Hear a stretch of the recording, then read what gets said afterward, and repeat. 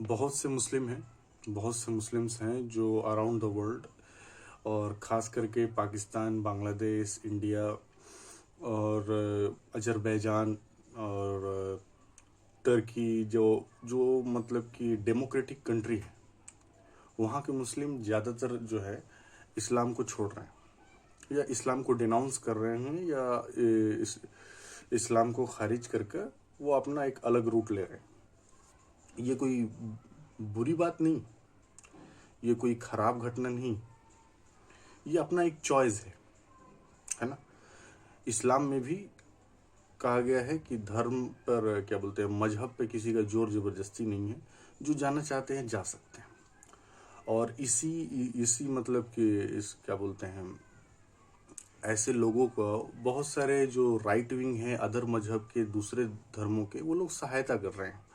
और सहायता किस नाम पर, कि आप आकर कैमरा के सामने आकर इस्लाम के बारे में कुछ ऐसी बात कहिए जो हमारे अभिमान को ताकत दे, हमारे क्या बोलते हैं हमारी जो थिंकिंग है इस्लाम के प्रति उसको फ्यूल दे, और लोगों को पता चले इस्लाम की यह औकात है या इस्लाम इतना बुरा है इसलिए इस्लाम को छोड़ा गया। बहुत सारी वीडियोस हैं यूट्यूब में जो मतलब कि जिसमें बहुत सारे नॉन मुस्लिम हैं जो एक्स मुस्लिम हो गए हैं और वो इस्लाम के बारे में कुछ भी बोल रहे हैं, मतलब कि लॉजिकल ही हो मगर उसको एक अलग डायरेक्शन में ले जाके कि इस्लाम को डिनाउंस किए, क्या बोलते हैं उसको बदनाम किया जाए, या इस्लाम को एक क्या बोलते हैं फ्यूडलिस्टिक तरीके से उसको पेश किया जाए। तो जो भी एक्स मुस्लिम मुझे देख रहे हैं, प्रोग्रेसिव सोच है, ये आपकी एक अच्छी प्रोग्रेसिव सोच है कि आप उस चीज़ को जो चीज़ आपको पसंद नहीं आ रही है या जिस सोसाइटी में आप खुद को ढाल नहीं पा रहे हैं उसको छोड़ रहे हैं, बहुत अच्छी बात है। मगर आप इस्तेमाल भी हो रहे हैं, पॉलिटिकली आप इस्तेमाल हो रहे हैं, है ना। हर किसी का एक अलग अलग मोटिव है इस्लाम को छोड़ने का या डिनाउंस करने का, एक अलग अलग मोटिव है, अलग अलग डायरेक्शन है ना। कुछ लोग इसलिए छोड़ रहे हैं कि वो सोसाइटी में फिट नहीं हो पा रहे हैं, उस थिंकिंग से खुद को मैच नहीं कर पा रहे हैं, बहुत बढ़िया बात है। कुछ लोग इस तरह इसलिए छोड़ रहे हैं क्योंकि उनकी जो सोचने की लेवल है कुछ ज़्यादा इंक्रीज हो गई है और वो इस्लाम के साथ अपना ढांचा नहीं बैठा पा रहे हैं, क्योंकि इस्लाम एक पॉइंट ऑफ लाइन के हिसाब से बाउंड हो गया है या उसका एक दायरा बना लिया है, तो वो उस दायरे को पार करके कुछ और जानना चाहते हैं। बहुत अच्छी बात है, कोई बुरी बात नहीं है। मगर देखिए, जब आप इस्लाम से निकलकर इस्लाम की बदनामी करते हैं ना, या इस्लाम के बारे में कुछ गलत कहते हैं, तो ये आपकी सोच को दर्शाता है कि आपने ये मॉडर्न होकर या उस ख्यालात से आगे बढ़कर कुछ सीखा नहीं है आपने। इस्लाम की एक अपनी उपयोगिता है, इस्लाम की एक अपनी उपयोगिता है, या दूसरे धर्मों की एक अपनी अपनी उपयोगिता है। किसी चीज को इसलिए आप पूरी तरह से खारिज नहीं कर सकते क्योंकि वो आपके ऊपर फिट नहीं बैठी। कोई चीज आपके ऊपर फिट नहीं बैठी इसका मतलब ये नहीं है कि वो उसको पूरी तरह खारिज कर दिया जाए या लोगों को कह दिया जाए कि नहीं, एकदम इसको छोड़ दिया जाए। जैसे कोई इंजीनियरिंग कर रहा है और उससे इंजीनियरिंग नहीं हुआ, तो वो आने वाले जनरेशन को बोल देगा कि नहीं, इंजीनियरिंग नहीं करना चाहिए, नहीं होता है इंजीनियरिंग। कोई डॉक्टरेट कर रहा है तो उससे डॉक्टरेट अगर नहीं हुआ तो वो को कह देगा कि अपने आने वाले जनरेशन को डॉक्टरेट नहीं करनी चाहिए, बहुत कठिन चीज़ है डॉक्टरेट, या बहुत बेकार चीज़ है डॉक्टरेट। मैं इस्लाम को इंजीनियरिंग और डॉक्टरेट में इस तरह कंपेयर नहीं कर रहा हूँ कि बहुत हाई डिमांड वाली चीज़ है, नहीं, ऐसी बात नहीं। मैं जैसे एक उदाहरण दे रहा हूँ कि जो चीज़ आपसे नहीं हुआ या आपके दिमाग में फिट नहीं बैठा, इसका मतलब ये नहीं है कि उसकी उपयोगिता समाज में खत्म हो जाती है ना। आपको कुछ अलग सोचना है, सोचिए, मगर उसकी एक उपयोगिता है, उसका एक बैकग्राउंड है, उसका एक वास्ट मेजॉरिटी जो नॉर्मल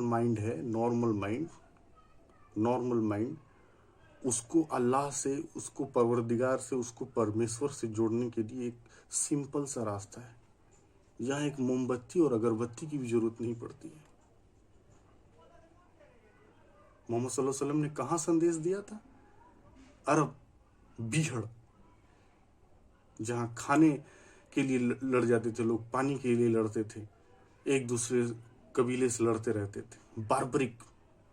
एक बार्बरिक समाज को एकजुट किया था उन्होंने अपने एक सिंपल वचन को, अपने एक सिंपल वचन से, सिंपल थॉट से, अल्लाह के जो सिंपल वचन है उससे एकजुट किए ना। उन लोग को बैठने, खाने पीने का तरीका सिखाए, मेहमान की किस तरह से कदर की जाती है उसका तरीका सिखाए, कोई गेस्ट आता है तो उसके साथ कैसे बिहेव करना चाहिए उसका तरीका सिखाए, खाने के वक्त कैसे बैठना है, सोना कैसे है, प्रार्थना कैसे करना है। जिसको कुछ नहीं आता था, जिस समाज को, उस समाज को इतनी शिक्षा देके गए जैसे कोई बच्चों को सिखाता है। श्री कृष्ण की बात, भगवत गीता, हो सकता है कि बहुत लोगों को समझ में ना आए, क्योंकि भगवत गीता या श्री कृष्ण की बात को समझने के लिए अर्जुन का दिमाग चाहिए। श्री कृष्ण की बात को समझने के लिए अर्जुन का दिमाग चाहिए, तभी आप अर्जुन के सवाल के हिसाब से कृष्ण के जवाब को समझ पाएंगे। मगर ये मोहम्मद का जो वचन है ना, सिंपल है, हर माइंड में एडजस्ट हो जाएगा, छोटे से छोटे माइंड में एडजस्ट हो जाएगा कि अल्लाह एक है, मोहम्मद सल्लल्लाहु अलैहि वसल्लम उसके नबी है, अल्लाह की इबादत करना है, अल्लाह और तुम्हारे बीच में कोई ये नहीं है, क्या बोलते हैं, कोई दूसरा तीसरा नहीं है, तुम डायरेक्ट उससे कांटेक्ट कर सकते हो, एक मोमबत्ती अगरबत्ती की भी जरूरत नहीं है, तुम उसको चढ़ावा भी देने की जरूरत नहीं है, बस तुमको उठना बैठना नमाज पढ़ना, कितनी सिंपल सी चीज है। और इस्लाम जब फैलना शुरू हुआ तो नॉर्मल माइंड, जो ना सुकरात जैसा दिमाग रखते हैं, ना प्लूटो जैसा दिमाग रखते हैं, ना कोई प्लूटोनिक समाज जैसे लोग रखते हैं, किन्होंने इस्लाम को कबूल किया? नॉर्मल माइंड, जिसके दिमाग में समझ में आया। और नॉर्मल माइंड ही वास्ट मेजोरिटी है दुनिया में, वास्ट मेजोरिटी नॉर्मल माइंड है, जो खाने पीने और जो नॉर्मल चीजें उसको करने में दिन बिता देती है। उनको समझाया कि अल्लाह भी है, उसकी इबादत भी करना है। हमारा पृथ्वी पे आने का एक कारण ये भी है कि हम उसकी इबादत करने के लिए आए हैं, उस तक पहुंचने के लिए आए हैं। एक नॉर्मल माइंड, एक बीहड़ माइंड को ये चीज सिखा के गए मोहम्मद सल्लल्लाहु अलैहि वसल्लम, तो उनका वचन कैसा होगा? ग्रेजुएशन का वचन होगा, ग्रेजुएट वाला वचन होगा, ऑक्सफोर्ड की डिक्शनरी देके जाएंगे वो, वही नॉर्मल चीज देके जाएंगे ना। सूरज यहाँ उगता है वहां डूबता है, मैंने बैलेंस बनाया, मैंने जमीन बिछाया। एक बच्चे को आप घूर्णन सिखाएंगे, जिसका दिमाग मैच्योर ही नहीं हुआ कि खाने पीने और नॉर्मल चीजों के सिवा भी कुछ दुनिया में है, उस चीज को आप रॉकेट साइंस समझाएंगे? नहीं ना। तो चीज समझना होगा, इस्लाम की एक अपनी उपयोगिता है। आज साइंटिफिक समाज अपने माँ बाप को वृद्धाश्रम में छोड़ जाता है। नबी ने क्या कह के गए? नबी क्या कह के गए? तुम्हारी माँ के पैरों के नीचे जन्नत है और तुम्हारा बाप उसकी कुंजी है। किस तरह से ये वचन एक नॉर्मल माइंड पे प्रभाव डालेगा? और उस समाज को देखिए, मुझे मालूम है मुसलमानों में भी कुछ गलत लोग हैं जो अपने माँ बाप की कदर नहीं करते हैं, मगर है ना, मेजोरिटी में है जो लोग अपने माँ बाप को वृद्धाश्रम में नहीं छोड़ते हैं। वही समाज है ना, कद्र है ना वहां, एक नॉर्मल माइंड में कद्र है ना। तो इस्लाम की अपनी उपयोगिता है ना एक नॉर्मल माइंड के लिए। हाँ, उसका पॉलिटिकल इस्तेमाल हुआ है, कौन नहीं कहता पॉलिटिकल इस्तेमाल हुआ है। आज इंडिया में धर्म का पॉलिटिकल इस्तेमाल नहीं हो रहा है क्या? हो रहा है। वैसे इस्लाम का भी पॉलिटिकल इस्तेमाल हुआ है, इसमें कोई बड़ी बात नहीं। और पॉलिटिकल इस्तेमाल किसी भी तरीके से हो सकता है, हुआ है, हिंसा से हुआ है। मगर इस्लाम को टोटल खारिज नहीं किया जा सकता ना।